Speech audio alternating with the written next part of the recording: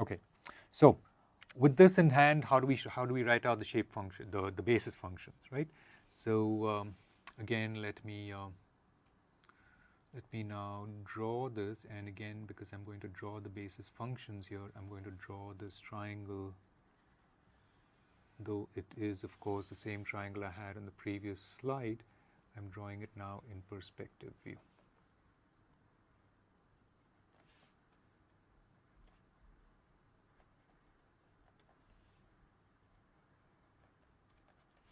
Okay. All right. So in this view,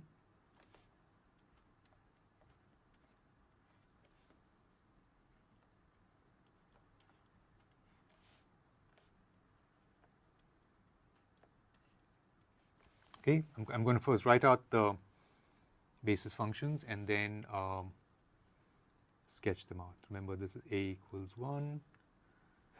That is a equals 2, and this is a equals 3. Okay, so in that setting, it's really easy. N1 is the function of C1, C2, C3 is C1, N2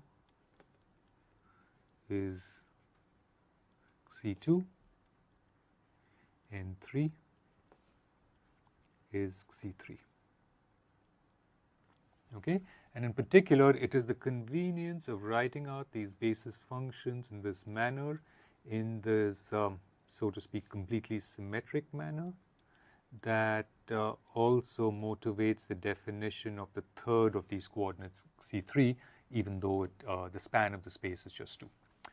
Right? Consider this, the rank of this, the dimensionality of the space, sorry, is just 2. Okay. Right. So let's sketch these. Right. So I'll sketch one of them to begin with, and so I'm going to sketch N1. Okay. As you can see from that, N1 goes to 1, right, at C1 equals 1, right, at C1 equals 0, which is the C2 axis, it drops to 0, right, so it is 0 all along the C2 axis, right, and it goes down linearly. Okay, along the line, right, along this line here,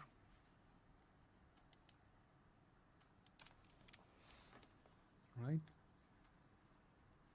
along that line, right, the N1 of course is always equal to C1, right, along that line it slopes down linearly from 1 to 0. Okay, that is C1, and likewise we can construct C2 and C3.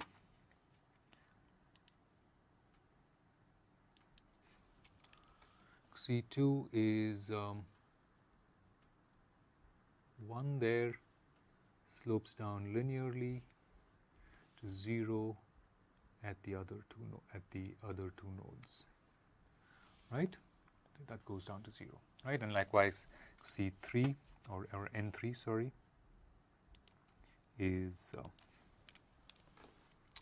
1 at that node, goes down to 0 linearly.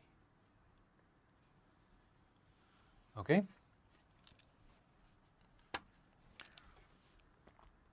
So that is N3.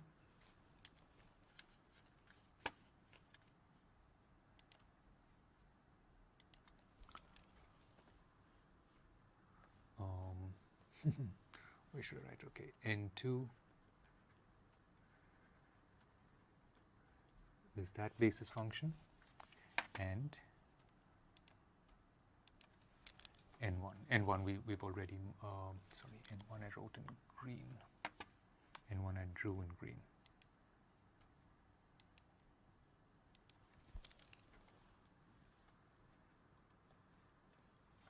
Okay, So those are our basis functions, and one thing to note, of course, is that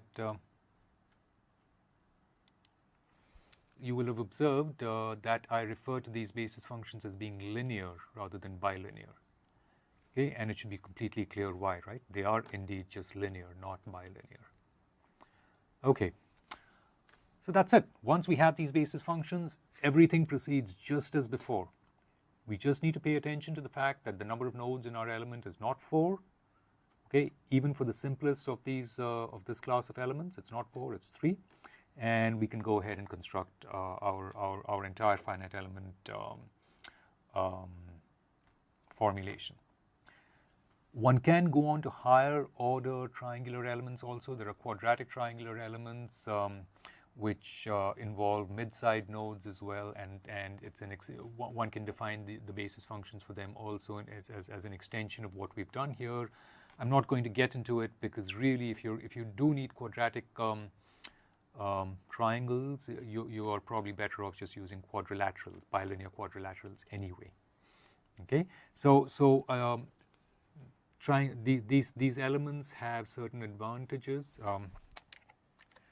The primary advantage of them is, of course, simplicity. Okay, so simplex elements in general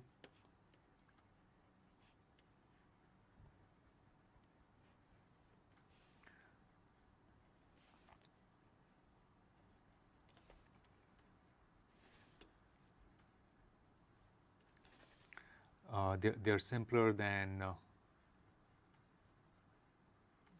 quadrilaterals and hexahedra. Right? Of course, I haven't put down the simplex element in 3D, but I'll do that pretty soon. They're simpler, but there is a drawback, right? There's an obvious drawback. And what do you think that could be? Just the basis, right? I mean, you're using a lower order basis. You start out with a linear basis instead of a bilinear basis, so your representation of functions is already a little poorer. They also are there are issues of incompleteness of polynomials and so on, which arise. So in general, they don't work as well as the corresponding bilinear biquadratic elements and so on. Okay, but nevertheless, they're simple to use and they are convenient. They also, of course, for certain problems of generating meshes, they do present an easier task. Okay, but that has largely been overcome in the finite element community. All right, so we have this, right? Let me just put down the simplex element in 3D, and then we'll have got this covered as well. Okay, so in 3D. Right, so we have tetrahedra.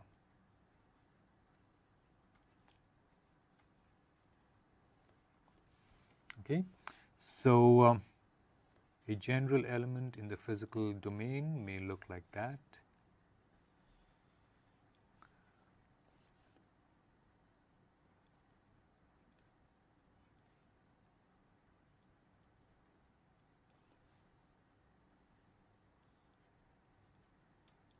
Right, it'll have 4 nodes, right, the simplest linear tetrahedron.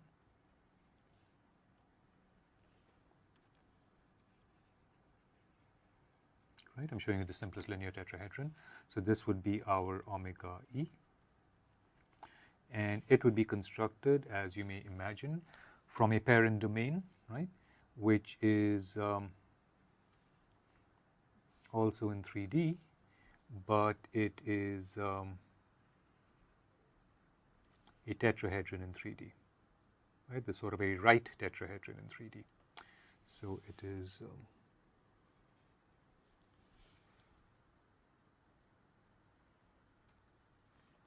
okay, and oops. Okay, I guess in order to make it completely clear, I should make some of these lines dashed.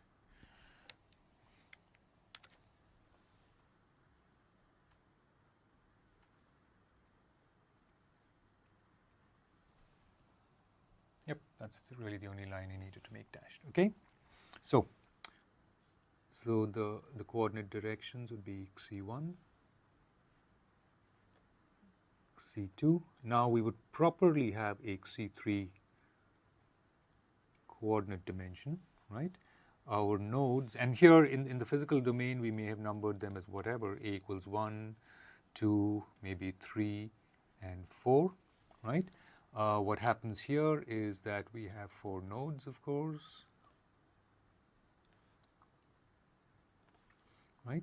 So we will label them here as a equals 1, a equals 2, a equals 3, and here we will get a equals 4. Okay, for convenience again we will define now C4 equals 1 minus C1 minus C2 minus C3.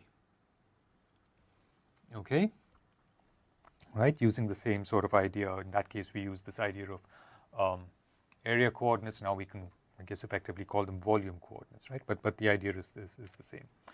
Now all we have is n1 function of c1, c2, c3 and c4, right, is just c1, right, until we come down to n4.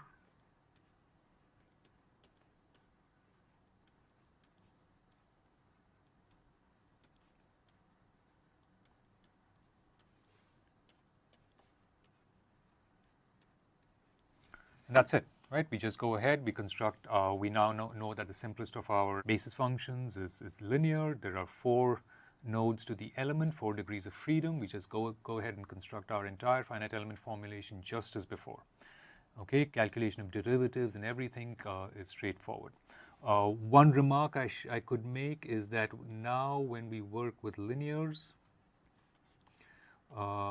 linear triangles and or linear simplex elements,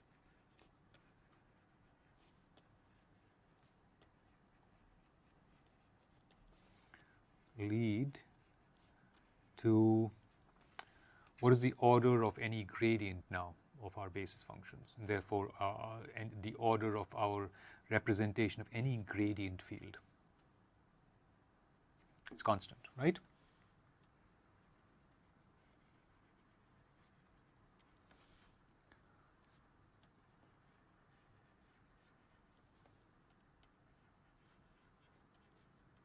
Right, so if we take any of these linear basis functions and compute its derivative with respect to any physical coordinate, right, what we will see is that it leads to constant gradients. All right, and this in some cases can be an advantage for the simplicity of calculation, but of course if your best representation of gradients within the element is a constant, you are obviously losing some fidelity of representation of functions and so forth. Okay, you're just not able to represent higher order functions, right? So there are those sorts of drawbacks as well. There is also when it comes to integrating up with these types of simplex elements, of course there are special numerical quadrature rules, numerical integration rules. Just as we did in the case of triangles, we can also define higher order tetrahedra.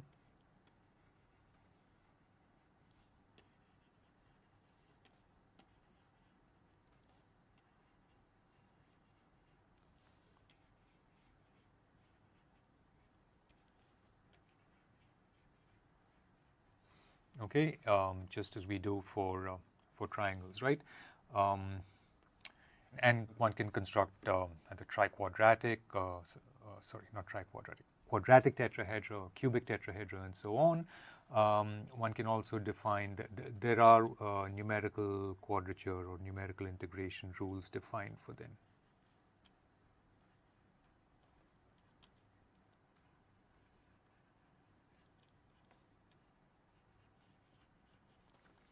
The optimality of Gaussian quadrature, however, does not hold for triangular elements, right? There are other numerical integration rules that are used.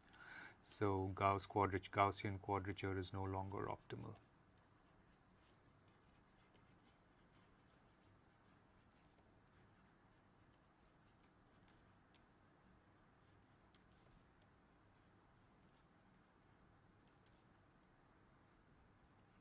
Nevertheless, these can be defined, these have been defined, and they're actually available in much of the finite element literature. Okay, but we can stop this segment here, and indeed this unit. Hopefully it's allowed us a unified representation of basis functions, of definitely of the linears, bilinears, and trilinear, and therefore, you know, quadratics, biquadratics, and triquadratics, and so on, based on Lagrange polynomial functions. And we've also seen how simplex elements are defined, the simplest versions of simplex elements, the linears.